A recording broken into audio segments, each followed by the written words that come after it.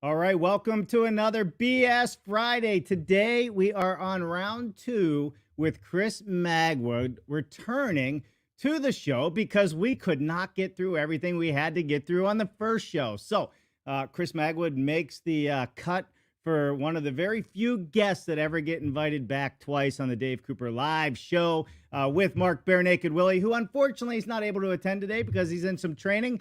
We're going to still have a great time and bring you all kinds of information. So, Builders for Climate Action white paper study is one topic we're going to get into.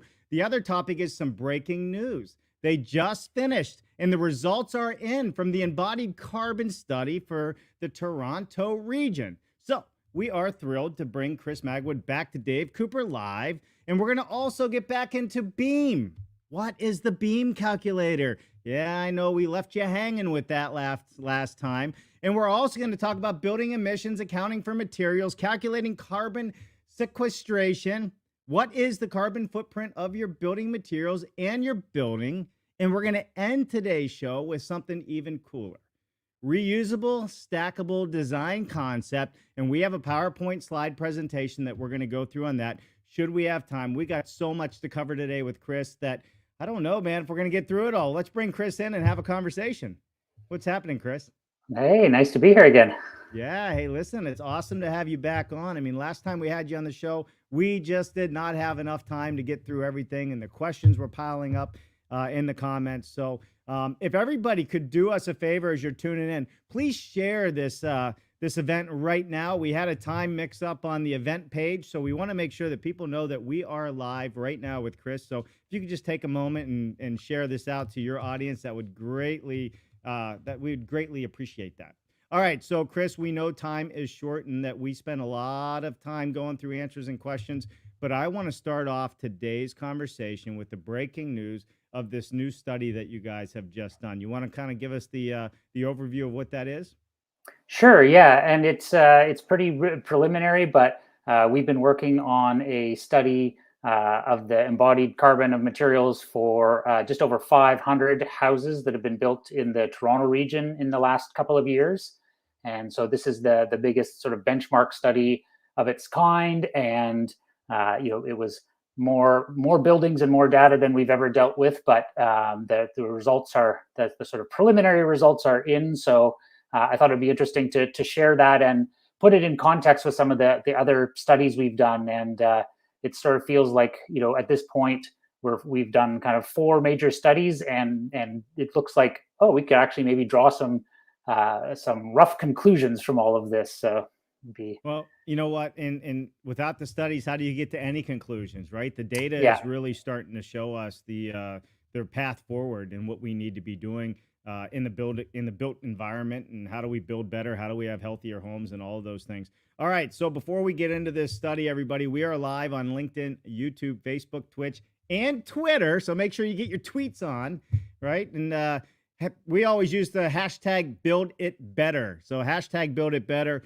And with that said, if you're not subscribed to our YouTube channel, please go there and subscribe after the show. Do not leave the show. And also, while you're out and about, make sure you subscribe to Chris Magwood and follow Chris Magwood on everything they are doing, because Builders for Climate Action are making a big impact in today's world, and we're looking forward to this. All right, Chris, where do you want to start?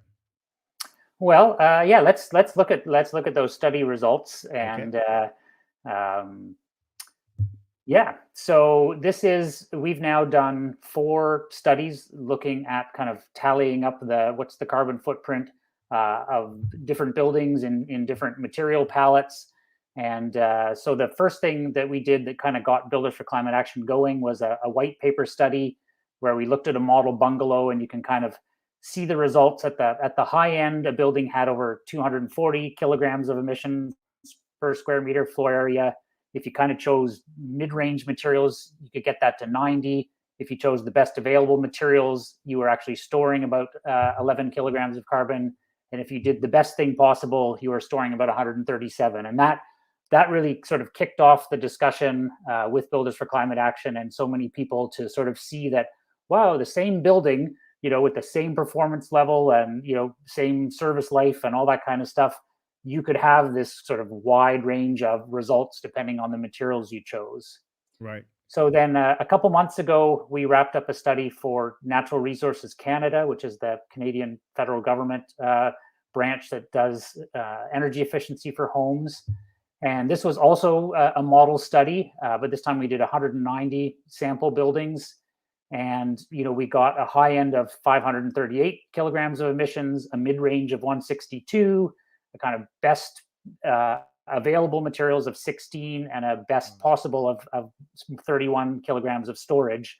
So kind of similar results. The high was higher than our first study. The mid-range was higher. The lows weren't quite as low.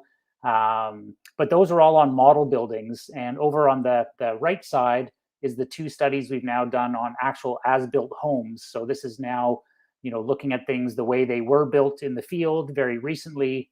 And in Nelson, BC, we had a high in that study of 34 homes of 309 kilograms, a mid-range of 150 as the average, a best of 72, and then actually somebody threw another home into that study right at the end where it got a 2 kilograms per square meter, which is pretty close to a zero emissions home.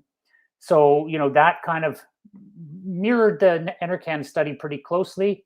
And then the results are in from the Toronto one, where we had a high of 263 and a low of 115 and an average of 161. So the thing that's really standing out here is that, somewhere in the neighborhood of 150 to 160 kilograms of emissions per square meter floor area seems to be a pretty reliable average. If you're looking at homes built in different ways in all different parts of the country, it's interesting that mid-range falls pretty much the same in all those studies. So, to me, that starts to say, if I want to do better than what is sort of normal out there, I want to be aiming, to be somewhere under 150, and that would be a great place to try to start. How does somebody figure this out? Like, how do you do the testing? How do you know when you're doing these studies? How does the average person understand this? Right. Well, I mean, we did these studies using the Beam tool. So we've kind of taken all the available data from different material manufacturers who make environmental product declarations that kind of tell us an amount of emissions per quantity of material. And then the tool kind of, converts that to how much emissions you'd be using in your particular building. Right. And so kind of like doing an energy model, we're sort of going through making a model of the building and then saying, how much of each material, what the material is, and then we're getting the emissions answer, material by material. You total it all up and you get those kind of answers. So I think this is really important, Chris, because we talk about this all the time, and I live and breathe this. Mark Wille lives and breathes this every day. You live and breathe it. But, getting the consumer and other people that are tuning in to our channel from YouTube and Twitch and younger generations to really understand this. And this is kind of where, I'm going to lean towards this Beam calculator, because this is the tool that people can now use to understand this. Is that accurate? That's right. Yeah, that's we kind of built a tool to allow us to do these studies, but then we realized, oh, this would be great to put into everybody's hands, because if you want to be able to act on any of this, you need to be able to do this yourself. So we built the tool to be really straightforward, really easy. Yeah, great. You're sort of scrolling the website there. So yeah, we're looking to have the tool out by either the very tail end of this year or the very early part of January. But we've worked with a lot of beta testers, people who sort of helped us along the way to make sure it is easy to use and that they're getting the information they want out of it. Yeah. It's I'm a builder, a design builder, and I'm not a software developer. So I made a tool that I wanted to use and for the way my brain works as a building designer. And It turns out that, from all the people who've done the beta testing with us, it works really well. It's easy, it's quick, and it gives you a really great way to be able to really compare the impact of materials and kind of, look at your design and see what kind of both design strategies or material choices would really help to lower the carbon footprint. Well, and just looking at this, and because it's so confusing for the average builder, right? That they're in the trenches day to day, just trying to get their projects done. So this takes a lot of time to be able to have a calculator like you've built, and get all that information that would take hours and hours of research for anybody that's building, and you've compiled it into this calculator that you have. So what I love about this, it's that Beam gives you an in-depth information on your carbon footprint of every material in your building and summarizes the results in an easy to read report. Um, how did you compile all this information? Well, I sent myself back to school in 2016, so that I would have a chance to really do an in-depth study Right. on a couple buildings, and I realized that in order to do this, I was going to have to basically build a tool to be able to do it, and so I just sort of the basically figuring out that first building took me a year, and now I can do a building in Beam in about 45 minutes. So Right. it really shortens the cycle. Is the calculations aren't that difficult, but the hard part with all of this stuff is if you go straight to the source documents, to these environmental product declarations, they all give you their answers in different metrics. So you might be looking at three different materials that you're comparing, and one is going to tell you, oh, there's this many kilograms of emissions per kilogram of my material, and the other one will tell you per square meter, and the other one will tell you per cubic meter. And so a lot of what's in the background of Beam is just like making all of those into common denominators, so that all the builder has to enter into here is the basic building dimensions, Right. and things like the R values, the thicknesses of, say, concrete walls, that the really sort of basic variables, and you kind of get a really straightforward answer out of it. Right. So they don't need to really know how to do the math. That's already figured out, is what you're saying. They just need to be able to Yeah, put in lengths, widths, and material. yeah, yeah. That's it. And I think we've got it down to there's only about a dozen inputs you have to put in. It's kind of the gross building lengths, widths, heights, surface areas, things like that. So Right. it's a pretty simple input. And then because I was trying to do material comparisons, I think the thing that is the best thing about Beam is that you get, so say you're going to the insulation category, um, you see the results for every kind of insulation that it's possible to use all at the same time, so that you don't sort of get to the end and go, oh, why was my answer so high or so low? It's like you sort of pick your material from the list, and it's showing you what the carbon footprint of all the possible materials would Right. be. So it's that the comparison, the way you can make comparisons is just really straightforward and easy, which is what I wanted for myself to start with, and then it turns out, oh, other people want this too. So Right. yeah, we're really looking forward to getting this out into public. And when will it be out to the general public to be able to use? Probably early January. Okay. Yeah, And so that means we're going to kick off 2022 the right way, is what you're telling me. exactly. Yeah.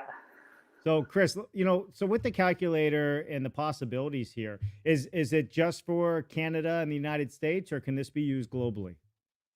It could be used globally. We've populated it with sort of all the materials for residential construction that you would find in North America. Okay. So specifically, that's the data set. But when I compare it to European versions, we're pretty similar. There are some things that are different, but Right. you could do a pretty good sniff test anywhere in the world. But it would be specifically based on a North American kind of material set. Sure, sure. But I mean, I'm sure it can be expanded over time, if there was that much interest in it, right? Um, Yeah. is this going to be just on the website, or are you going to have an app for this that you could use in the field eventually?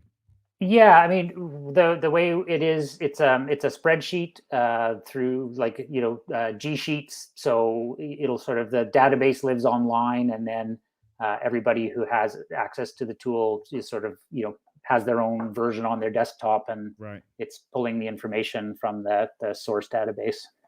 Sure. And how long or how many homes have you actually used this for now that you've been building? So you did your study. There's homes that you guys have done, Builders for Yeah. Climate Action, but how many are totally in the works right now? I mean, the biggest one was this Toronto study where there's sort of over 500 homes represented in there. Right. Some of them were from developers who are building, 20 or 30 of the same models. So, Right. The one building in Beam might be representing, 15, 20 as-built homes, but that was by far the biggest study. But yeah, we've definitely run a couple hundred buildings through it ourselves, and between all the people who beta tested it, there's probably another 100 or so. So um, it's it works really well. I think we've got it down so that it's quick and easy to use and easy to understand. Sure. And the information put in goes back to the builder, but it also allows you to continually improve with the data that people are putting in there, so you can actually make it even better as it goes. Is that accurate? Yeah. I mean, we're definitely the version that's going out in 2022. I would still call it a beta version. The doing of this is pretty new, so Yep. we're really hoping that having a bunch of users and having those users give us feedback will help improve it. There's lots, I think, that we could do. We have lots of plans to sort of add more functions and stuff as things go, but Right. right now it's sort of the kind of basic but really useful version, and we'll kind of start building it out based on what people tell us they like and don't like about it and what they want to see Right. added. Well, I can tell you now some pretty big players in our industry at the National Association of Home Builders are joining us. So I just want to put this up here real quick before we move on to the next. Dan Mitchell says this would be a great entry for the Global Innovation Award through the National Association of Home Builders, and here's through NAHB. Dan has been with the NAHB for a long time. He's also a builder himself. So I think you're right, Dan. This would be a really fun thing to enter for a Global Innovation Award. Internet. And are you talking IBS this year? Or is there still time for that, Dan? Maybe you know better than I do, because you got IBS coming up in Orlando. That's 100,000 residential builders that show up globally. And that would be a lot of fun. And being that I might be on the committee for voting for the best awards, maybe we can get you in there. I don't know. I owe some people some answers on that. I'm like, how long is that going to take? We got so much going on. Very cool. So Scott Farbman has a question. How have you decided what all right, here he goes with his acronyms. KGCO2E metrics to use per material type. Are you referencing industry-wide EPDs, or can you select product specific? So before you answer that, Chris, can you explain to the maybe audience explain what that is? means? Yeah, please, because I don't even know. Sure. So kilograms of CO2e is kind of the way that you express the greenhouse gases that come from making building materials. So in making any material, you might have a whole bunch of different greenhouse gases. There might be some carbon dioxide, there might be some methane, there might be some other chemicals that go into the atmosphere that have a global warming. All the climate change impacts of all of those are kind of converted to carbon dioxide equivalents, so that you can sort of use one number to represent all the greenhouse gases. So that's the what that KGCO2E means. Mm-hmm. And then the other part of the question, environmental product declarations kind of come in two forms. One is where an entire industry association will do one that represents all of their members. So, for example, if you're looking right now for emissions factors for, say, EPS foam, what you'll find is that the EPS foam manufacturers group has made one environmental product declaration that's kind of an average of all of their members. And then you can also have product-specific EPDs where maybe it's not the case, but one of those EPS manufacturers might put out an EPD specifically for their plant and for their product. And obviously the numbers can be really different. So to answer the question, in Beam right now, we do both. So We show an average where there is an average, and we show specific products where there are specific products. So in the tool, you can kind of choose to just work with the averages, or if you happen to know I'm going to use, fiberglass bat from company A, B, or C, you could choose that specific product.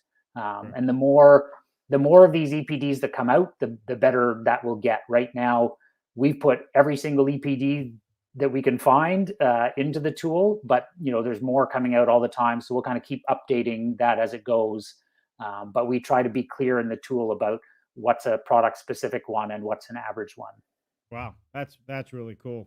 And Jennifer, just so you know, asked Dan Mitchell for the information, and he's talking 2022. That's coming up this February. So if you're going to launch this in January, that's a chance to put this in front of 100,000 people attending when it comes to the innovation and technology, for the global award. That's pretty cool. Yeah, that'd be amazing. Yeah. Yeah. All right, Dan. So you got us going, man. I always appreciate when we get some of these people joining us and talking to us about things that are happening, because we're all about, how do we build it better? That's the way we go on this show. How do we build it better? And if everybody's tuning in and they're wondering what happened to my good bearded friend, Mark Bare Naked Willie, well, he has some education to attend to today, and that's what he's doing. And it's just one of those days where it runs over. So that's okay. We're going to keep this going, and I think this is going to keep rocking and rolling. So we also want to give a great shout out, Monty Chang Walden. Good to see you, Monty. Great results comparison, talking about the chart that you put up earlier. So we really appreciate you very, very much for tuning in today. And for all of you that are out there, please hit that like and share button. We're also gonna get into a reusable, stackable design concept. So Dan, you might even have some more awards for this, because wait until you see what is coming up. All right, Chris, what have we not touched on in this report that you think is the most important thing that you want to leave us with on? I think the thing that has struck me in all the studies we've done so far is that there's this very sort of like common best available materials pathway where a builder could make a home today and just choose the things that are the lowest carbon footprint, that are widely available on the market, affordable, code compliant, all that kind of stuff. Yeah. And get a house that's pretty close to having a net zero carbon footprint. Like, I guess when I went into it, I thought, well, I know that there's all kinds of things like, straw bale and hempcrete and stuff that could really push the needle here. But what surprised me was that there's also a really pretty straightforward conventional pathway to, dropping it from, a couple 300 kilograms of emissions per square meter down to, 2, 3, 5, like, really close to the zero mark. Right. And that kind of everybody who's building residential right now, it's a pathway that pretty much anybody could meet. Yeah, for sure. And do you have a favorite product? Do you have one favorite product that you have found just to be the most amazing building product you like to use in your homes? Yes, sort of. I think it's always so specific, to the building and the climate, Yeah. and all those other things. But it's not very glamorous, but good old cellulose insulation shows up really well. It's No kidding. affordable. You can get it everywhere. It does a great job of storing a bunch of carbon. There's no real like toxic stuff embedded in it. It's got a whole bunch of great properties, including that really great carbon footprint. So as something that's kind of everybody has access to, and the industry kind of understands well and everything, I think that one really stands out. Awesome. All right. Appreciate that. Let's get into the zero house. Let's talk about this reusable, stackable design concept. You ready for that? Sure. Yeah. Bam. All right. So what do we got here? Tell me what I'm looking at. I see a 2-story home. Yeah. So what you're looking at is a project that we built with our class here at the Endeavor Center. It's a design that came from the architecture department at Ryerson University. And they were actually looking at a sort of stackable row house design for an empty lot in downtown Toronto. And so they came up with this sort of 16-unit design. And they were looking to kind of, see it built. And so we talked to them about building one unit of it. We couldn't build the whole thing, but what we wanted to bring to the table was making it completely modular, so that this is something that we would build panelized off-site, but that not just the structure of the building, but the interior finishes, the exterior finishes, everything would be panelized and sort of mountable and dismountable. And so in order to kind of prove out the theory, we built it here in Peterborough, where we're based. We took it apart and put it up at a design show so the Ryerson students could kind of show it off in Toronto.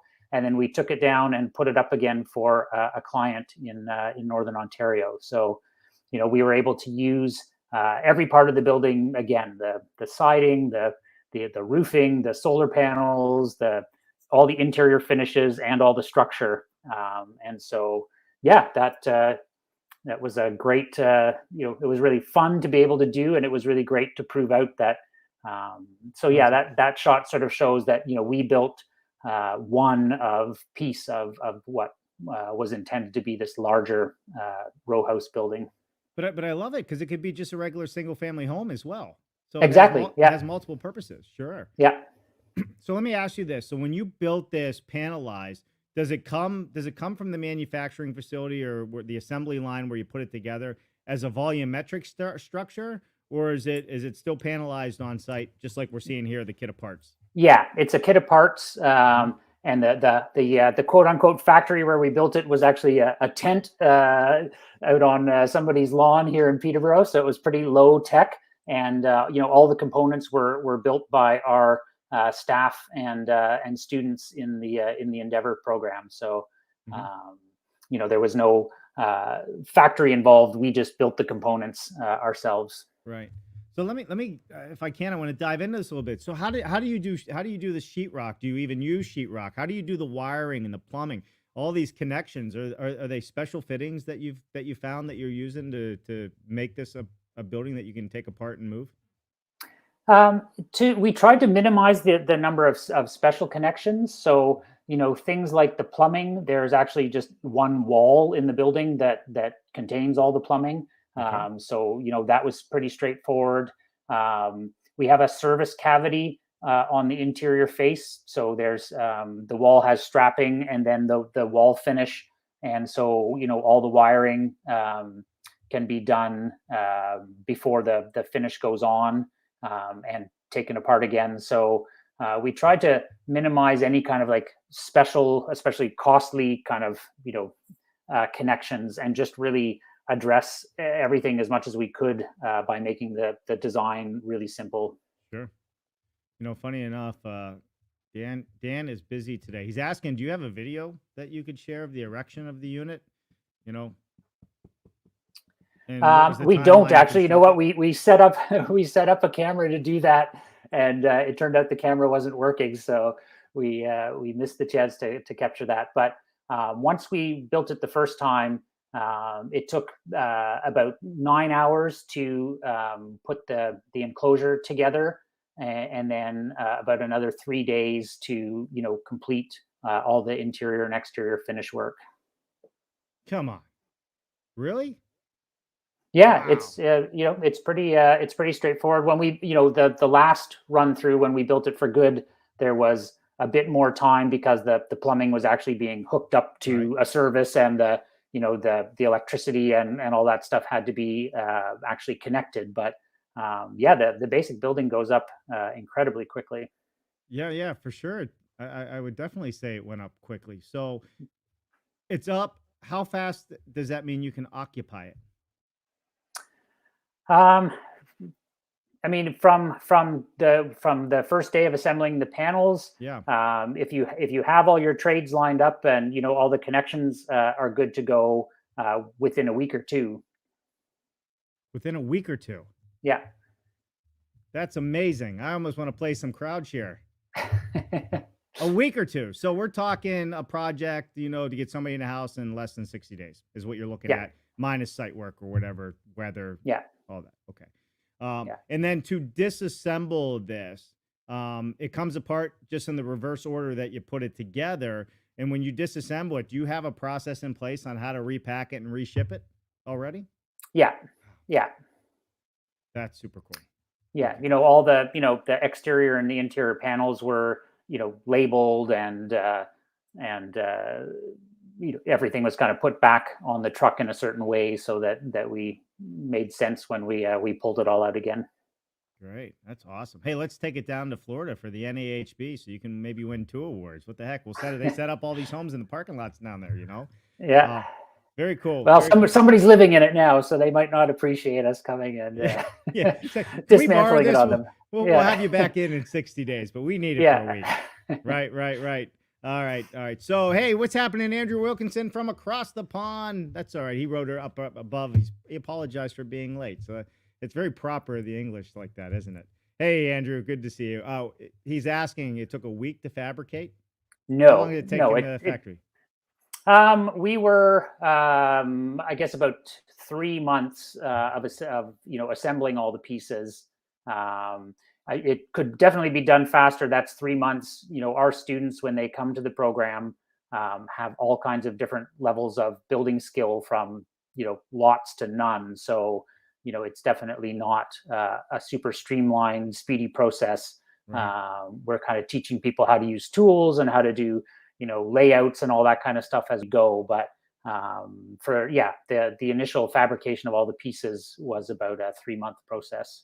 Yeah. This is a big deal, Chris. You don't see, to me, I'm sitting here going, this is a big deal. This is super cool. And I'm so excited to keep talking about this. There's some questions here that I think are pertinent. Jennifer actually from YouTube said, Chris, could the Zero House be scalable in a way where home buyers could order it online? And then I'm going to follow that up with Dan Mitchell's question. Can all the components be fit into a shipping container?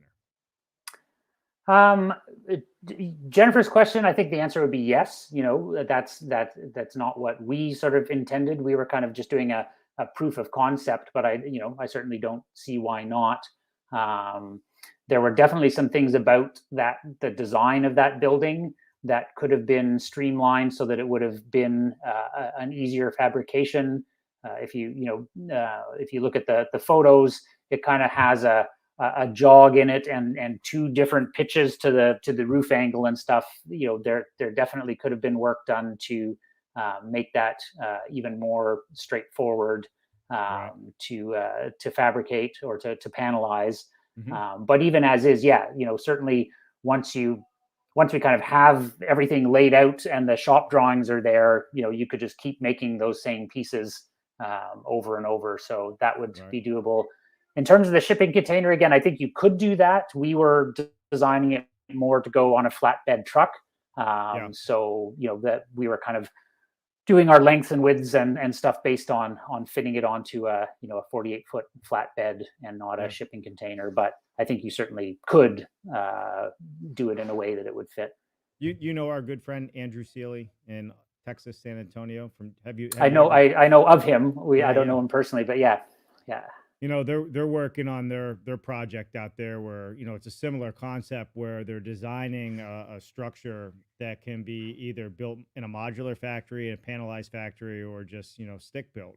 And it's kind of that same kit of parts. Like, how do you build it? How can you move it? All of those things. So that would probably be a good conversation to talk to them about, because it's amazing what they're doing as well, just like what you're doing here. All right, love it. Up, Scott Barman I can't talk.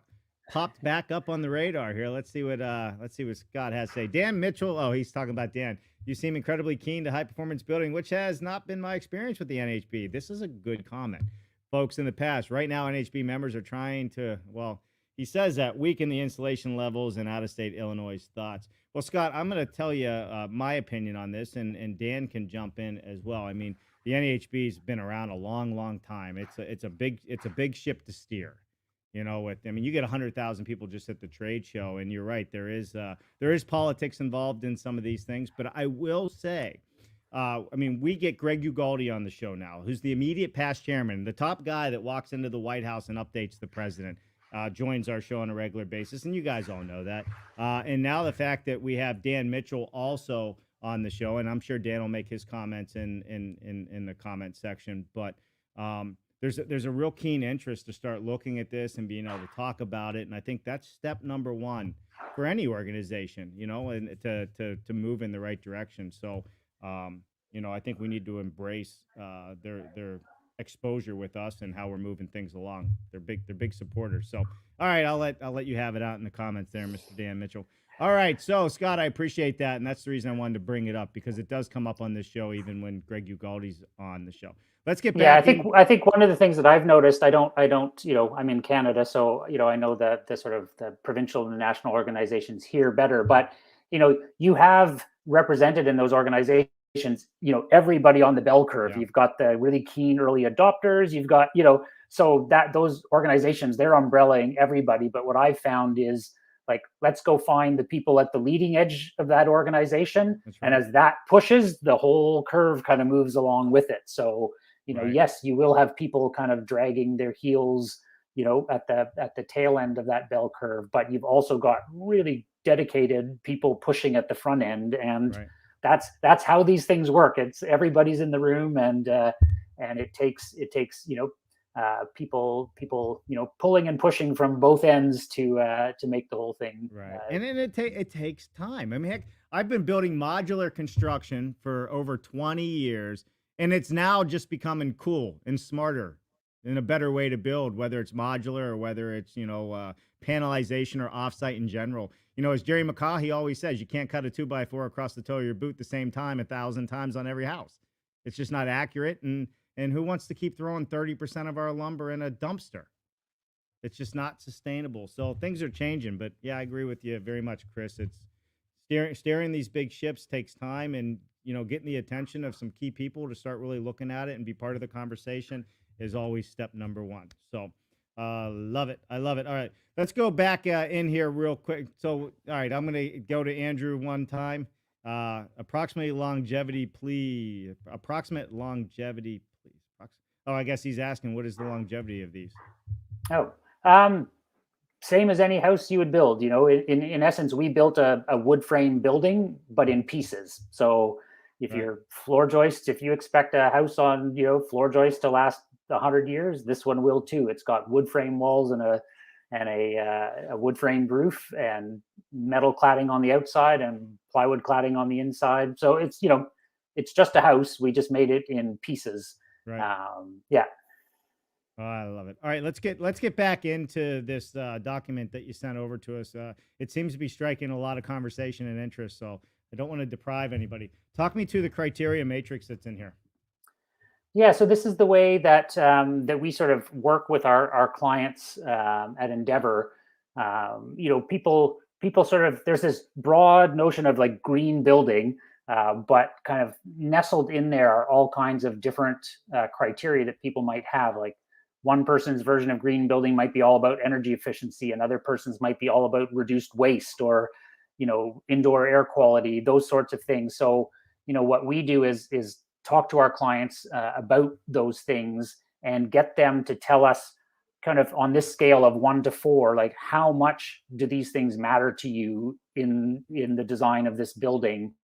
And then that really guides us on how we go about the design, the materials, the mechanical systems, because there's a different answer for every set of needs. But when we can actually pin that down and start putting metrics to all of those criteria, then we can say, this is what you asked for, and this is how we know what we're giving you. So when we're talking about embodied carbon in this show, the idea with this building was to have the lowest possible embodied carbon. So obviously, then that means we choose the materials that have that low carbon footprint. They also wanted the highest amount of energy efficiency. So, we're then aiming for basically passive house levels of energy efficiency, et cetera, like all the way down the criteria matrix. So it helps us really establish, what it is we're chasing as we start a project. And when we look at the projects that you built, and I know this is one of the first ones that you've done, is it more expensive than traditionally building it, or is it just being smarter about how you go building it? Yeah, I mean, this particular one, we did it for the market rates of sort of custom home building in Canada. definitely towards the lower end of custom. So it certainly wasn't more expensive. I have a feeling that if we were doing this with a professional crew, it would turn out to be less expensive because, when everybody's coming to the same place every day and most of the construction is happening, indoors in really controlled conditions, there's no rain days, there's no bad weather days, there's no, Right. tarping, there's no, everything's done indoors, clean, dry. It starts at, 8 in the morning and goes till 5 in the afternoon. We basically built a temporary tent for this building. But the difference that makes is huge. We all through that spring, it didn't matter if it was pouring rain, construction kept going, nothing got wet. So I think, just that alone saves a whole bunch of costs. And then, the speed of erection of the building at the end is, it's just so short that there's a lot of savings to be had there. I think that you made a comment about using, more skilled, I guess, labor or people. And I'm looking here. I mean, so tell us a little bit about what this is, and Daver and some of these folks we're seeing. Sure. Yeah. So that's the group of students. We had a group of 10 for that project.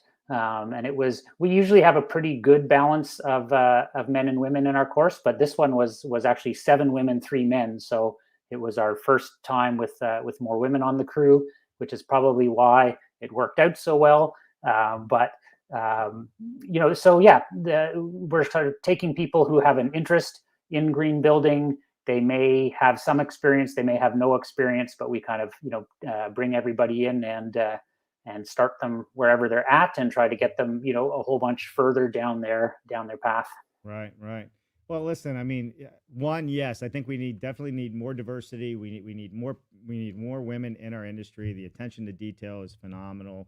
And there's just so many ideas that we haven't even thought of that I think so many different people could help bring to the market. So I'm just kind of scrolling through a couple things here. What is Microfoam samples? This is one of the things. So this building's kind of a funny hybrid of, a bunch of the panels are made in ways that are really conventional, wood frame and cellulose insulation and, pretty typical materials. But we also wanted to use some sort of more future-looking materials, and one of these is Microfoam. So it's literally a foam-like insulation that is mycelium. You grow your insulation. It's the roots of mushrooms. So we actually mix it on site.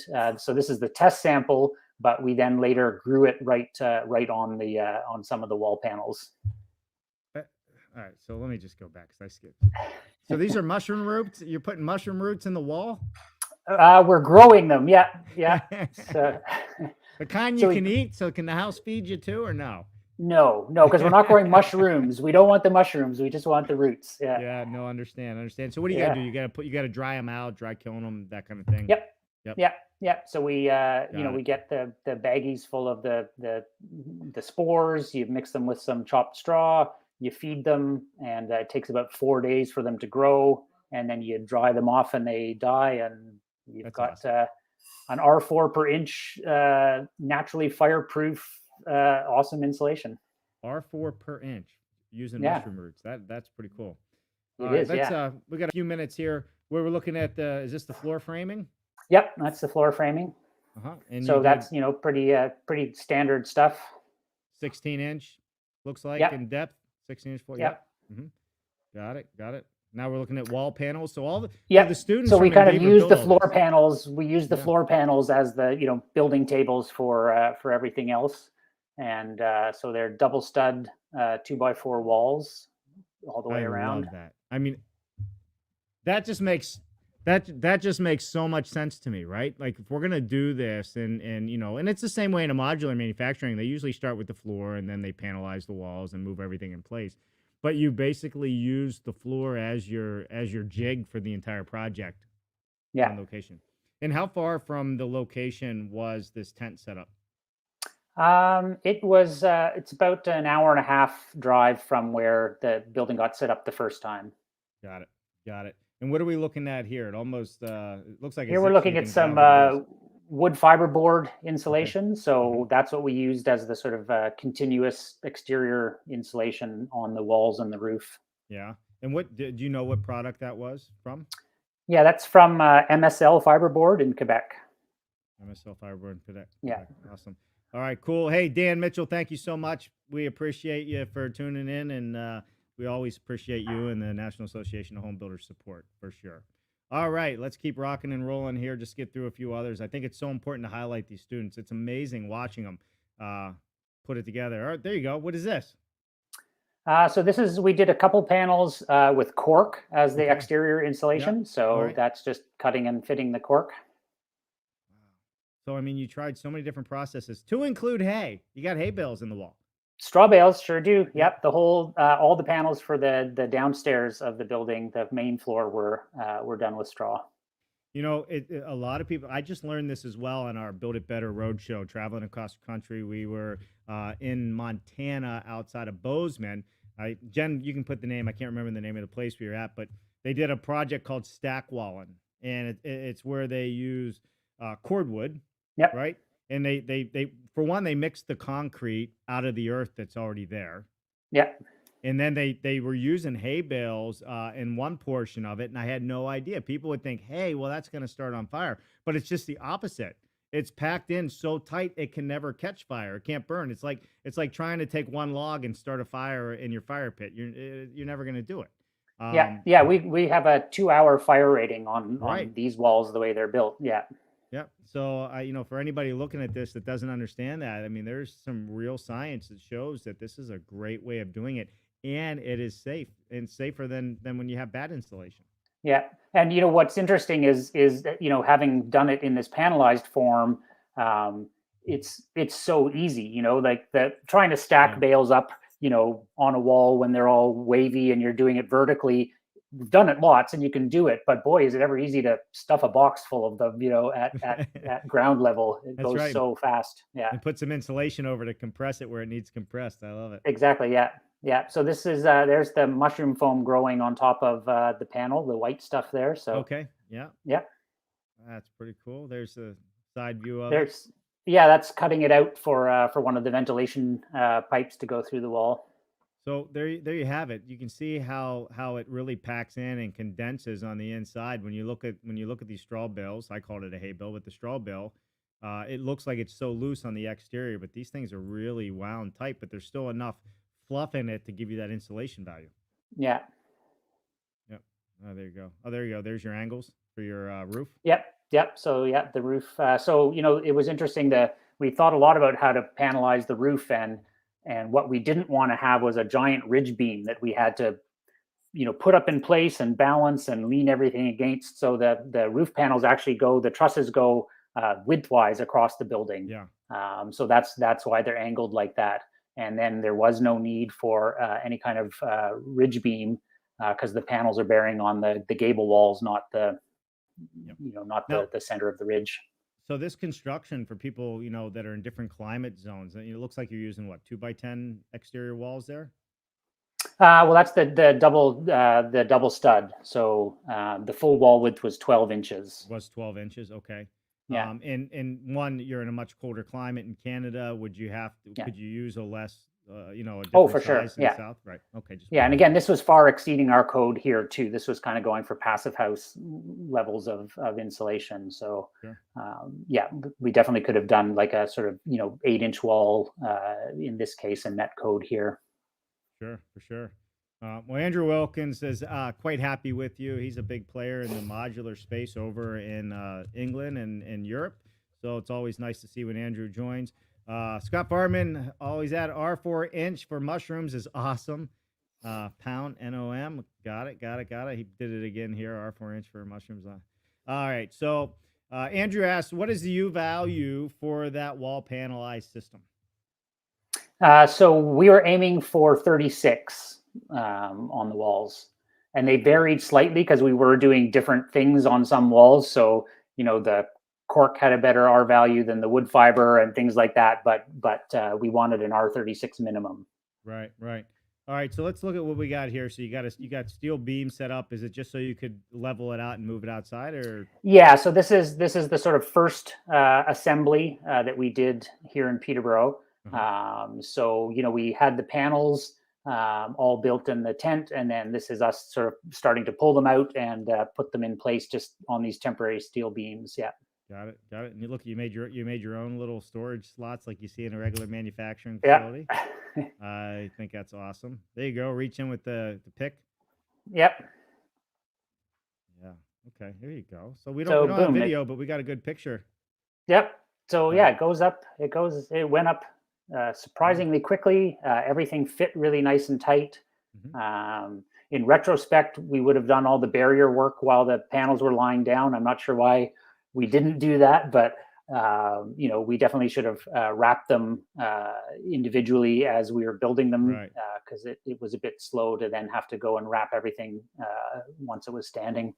Sure. You got your vapor barriers on the inside as well. Love it. Yeah. Yeah. And then, like I said, we sort of strapped out, so there's a service cavity to the inside. Yeah. What are you spraying there? We were trying to use absolutely no off-gassing materials, but we couldn't find formaldehyde-free plywood. And so that's a sealant from AFM Safe Coat that basically sort of locks in any off-gassing. So, outstanding. And then, ceiling here. So yeah, the inside, the walls and the ceiling is Columbia pre-finished plywood. So it's an FSC certified plywood.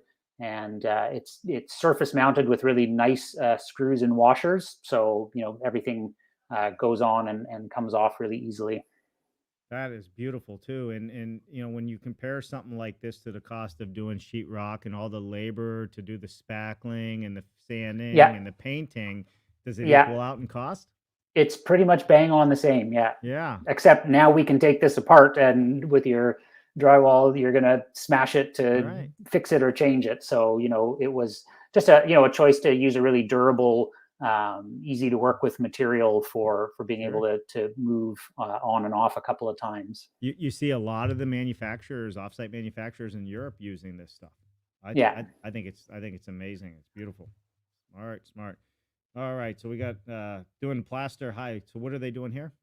So this was, we typically do with our classes a lot of plaster finish work, but this building didn't really have much of that because of the plywood. So we did a couple interior walls where we sort of prefabbed sheets, and so this is the ventilated rain screen going on. So the metal siding meant that we could take those pieces on and off really easily. They already have screws that are surface mounted, so. For us, that was just a logical choice for a cladding. Yeah. And so everybody understands the idea of the rain screen is to have a barrier between the house air barrier and the house wrap, the vapor barrier, and the cladding, so the air can dry out behind there, because you never can keep all the moisture out, especially in a house has to breathe. And with the breathing and the expansion and contraction, I just want people to understand that that's the proper way that everybody should be doing this. All right, so we're getting pretty close on time here. I think we got the general gist of this. I want to say hi to a couple other people that are making some comments, unless there's something in particular you wanted to talk about before I move on. The other thing I want to say is that, we did that as a not-for-profit building school with a $0 R&D budget, and we pulled it off. I don't understand, why we're not seeing that more widespread. Like, we're nothing special. If we can figure that out and do a design that you can pull apart and put together again, anybody can. And I would encourage, other people to really think about it, because for us, it was just, we just couldn't believe how quickly and easily it all came together. It just made so much sense. Yeah. Listen, just watching it, right? We did that all in an hour. So you should have your time frame down into an hour of building. So once your panels are ready, you get 1 hour now. No, I'm just teasing. All right. Learn about cordwood timber framing. That's right. Stackable. And it was at Sage Mountain Center with Chris Borton. That is one smart individual. For 30 years has been living off grid.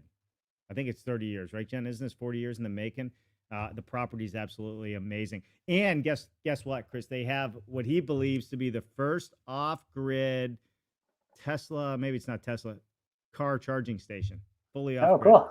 That is cool, Nice. right? It's like Yeah. you're just walking up a dirt road and there it is. I'm going, look at that.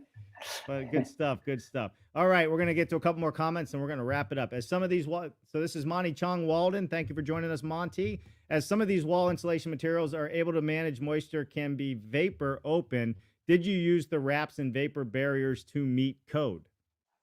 Yeah, so all the walls and the roof system are vapor open. So the Intello barrier on the inside is kind of it's one of the sort of smart vapor barriers. So it's stopping moisture from going through from the inside out, but it'll let it back into the building from the outside in.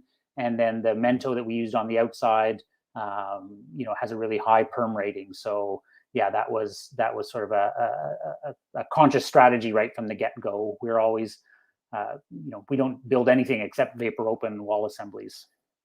Awesome. Great question, Monty. Thank you so much for tuning in today and commenting on the show. All right, one last comment, then that's a wrap. We got Titus there. Hey, Titus, thank you. He said, very, very interesting. Thank you for the new climate-saving options. Terrific job. Peterborough, home of the OHL Petes. Great hockey. I played in the OHL from 1975 to 1978. That is awesome, Titus. Hey, man, we're big hockey fans on this show. Both of our daughters play competitive ice hockey, and I coach when I'm not on the road doing the Build It Better, and COVID doesn't put a strangulation on everything. But Titus Dare, OHL, 1975, 1978, man. I think that might have been the last time the Petes ever won a championship. I don't know. It's been a long time. Titus. Let us know. Let us know. If I do try to make it to a game or two every season. It's always fun. Good. All right. So listen, Chris, before we wrap it up, let's talk about some of the upcoming events you have. Please let us know what you have going on so we can share it with everybody. And then we're going to end it right there. Sure. Yeah. At the start of next week, I'm going to be at the Canadian Home Builders Association Net Zero Symposium. That's on the 22nd and 23rd. It's an online event. And then at the end of the week on Friday, Zebex in Vancouver is doing one of their decarb lunches. And myself and somebody from Nelson, BC, where we just have been working with them on a study. We're going to present on that study. So that's next week anyway. There's lots of other stuff, but yeah. That's awesome. Good. So now you know where to catch up with them. And Titus says that is correct. Man, hey, what position did you play, Titus? I'm curious. I am curious. Were you offense, defense, or just wherever you were needed? Anyhow. All right, Chris, listen, again, it turned out to be an awesome show. We covered a lot of ground today. I mean, there's so much going on that I don't even know. How do you find time to build, man? I just don't get it. How do you find the time to build? You must have a great team because you're building. Yeah, it's a team for sure. Yeah. It is a team. So, all right, with that said, listen, everybody, we appreciate having Chris on. Look out for that beam calculator. Look out for more information coming out on reusable, stackable design concepts like we just talked about here. And if you're not following Chris, you need to go and follow him, especially if you want to learn how to hashtag build it better. Chris is leading the way in that. And if you want to catch Chris, there it goes again. Sorry. Right-handed shooting, left wing. So we appreciate everybody for tuning in. Chris, you're a rock star. Thanks for giving us more of your time this week. Yeah, my pleasure.